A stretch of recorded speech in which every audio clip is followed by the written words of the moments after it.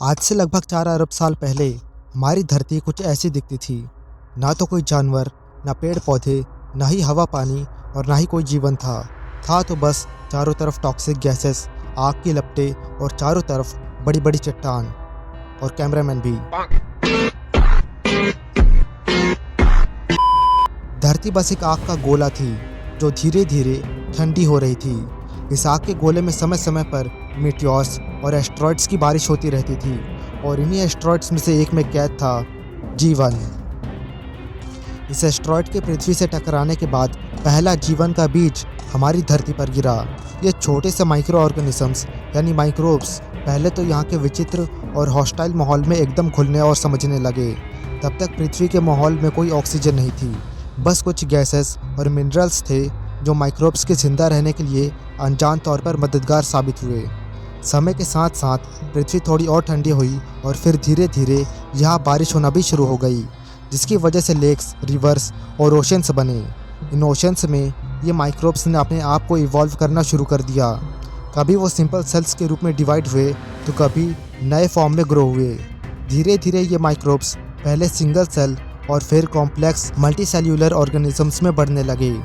ये माइक्रोब्स ने ना सिर्फ इवॉल्व करना शुरू किया बल्कि अपने आसपास के एनवायरनमेंट में भी चेंज लाना शुरू कर दिया।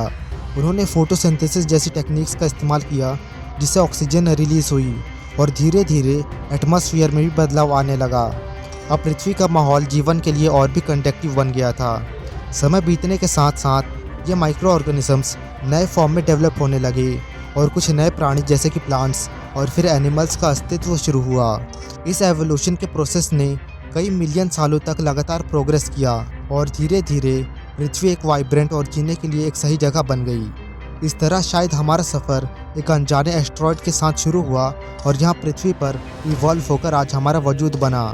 लेकिन ये तो वो कहानी है जो हम सब जानते हैं। ये तो कहानी है हमारे अर्थ की।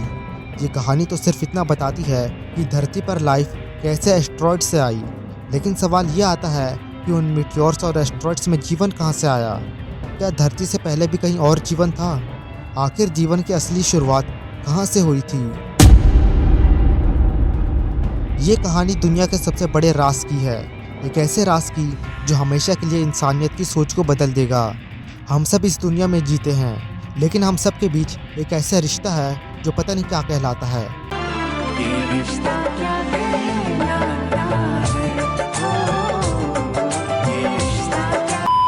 लेकिन ये कनेक्शन जो बिलियंस ऑफ ईयर्स पुराना है, क्या आप कभी सोच सकते हैं कि हर जीवित ऑर्गेनिज्म का एक कॉमन एंसेस्टर हो सकता है?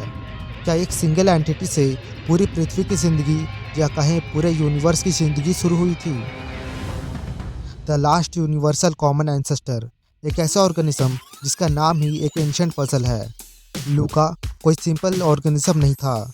ये इस धरती पर जीने वाले हर ऑर्गेनिज्म का आखिरी सबसे पुराना एंसेस्टर था। हम सब का, प्लांट्स का, एनिमल्स का और इवन बैक्टीरिया का। मगर लूका को समझना इतना आसान नहीं था। ये बात छुपी थी हमारे जीन्स में, पृथ्वी के प्राचीन तत्वों में और समंदर की गहराइयों में। लेकिन सवाल ये है, लूका था क्या और साइंटिस्ट ने कैसे इस राज का पता लगाया? पिछले कुछ दशकों में जेनेटिक साइंस की मदद से हमें कुछ ऐसे क्लूज मिले हैं जो इस राज के पर्दे को हटा सकते हैं। जब साइंटिस्ट ने वेरियस ऑर्गेनिजम्स के डीएनए को स्टडी किया तो उन्होंने देखा कि कुछ जीन्स हर एक ऑर्गेनिज्म में कॉमन है, चाहे वो बैक्टीरिया हो, आर्किया या फिर ह्यूमंस। ये जीन्स इतने प्राचीन है कि ये उस टाइम के होंगे जब पृथ्वी पर जिंदगी का पहला निर्माण हो रहा था। लूका एक ऑर्गेनिज्म था जो 3.5 से 4 बिलियन साल पहले जिंदा था, जब पृथ्वी का एनवायरनमेंट एक्सट्रीम और हॉस्टाइल था।